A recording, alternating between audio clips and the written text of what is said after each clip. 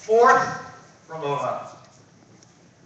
Fourth from the bottom. Only Michigan, Ohio, and Louisiana after Katrina were worse. And they had reasons.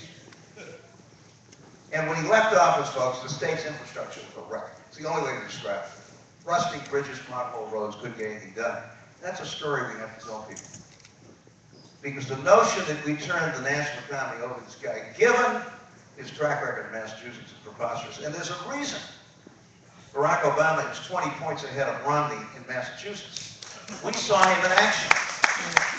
And you know, it's not because we're a down-the-line Democratic state. We voted for Reagan twice. We voted for Scott Brown, I'm sorry to say. Flock of Republican governors before Deval. It's a very independent state. But we saw this guy in action. And when it came to leading us on the economy, he was a bust. I mean, an absolute bust. Under Deval Patrick, we're now in the top 10. Deval is running rings around Romney when it comes to economic development, job creation.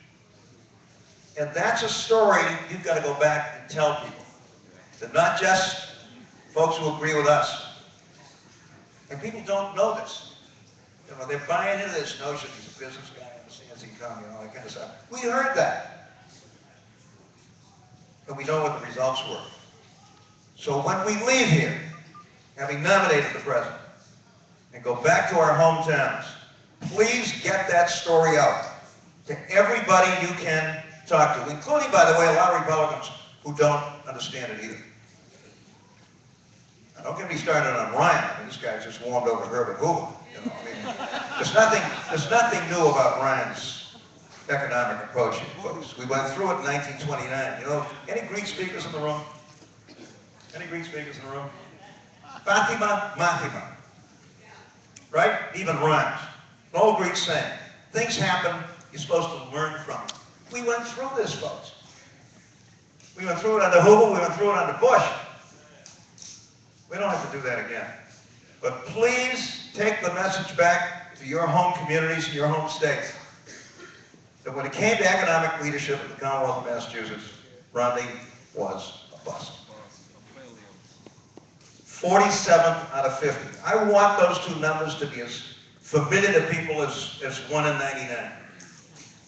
And you're the folks that can do that. Anyway, it's great to be in Charlotte. We're looking forward to spending time with all of you. We're working our heads off for Elizabeth back in Massachusetts. But let's make sure that the American people understand what this Republican ticket is all about and what kind of a track record the guys who nominated for the presidency is all about. I want to say just one other thing, and then I'll wrap things up.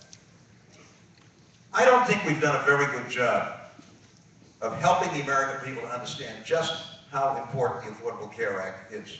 Amen to that, yep. And let me just pause and talk to you briefly about this.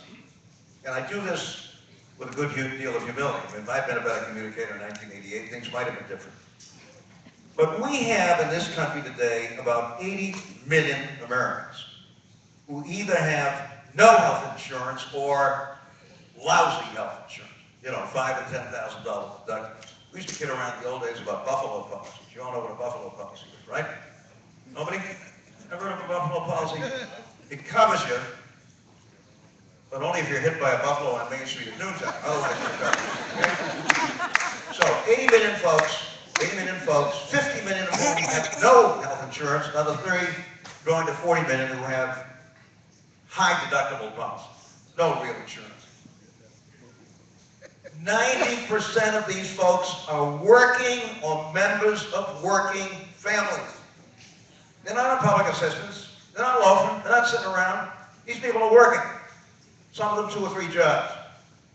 And when they get so sick they can't stand up, they end up in the emergency room at 10 times the cost of going to the doc in the first place. This is all about whether or not working Americans and their families are going to have decent, affordable health care. We're not saying this. I'm for getting rid of pre-existing conditions. I think it's fine that you keep your kids on the policy until they're 26. Those are good things. But the fundamental message here has to be, this is about working Americans and their families who have no health insurance of any kind or very little. That's what the Affordable Care Act is all about. And that's a message we are not telling effectively to the American people. If you went out and took a poll tomorrow, folks, and asked the American people whether or not they believe that working Americans and their families should have decent affordable health care, what do you think the numbers would look like? Any idea? It's about 93% say yes. Why aren't we saying this? Why aren't we saying this? This is not a welfare program. This is making sure that working Americans and their families have basic health security. And I hope that message, too, is one that you'll take out there. In any event, look forward to seeing you. Thanks for having me. Tim, thanks for inviting me. We're heading for another health care.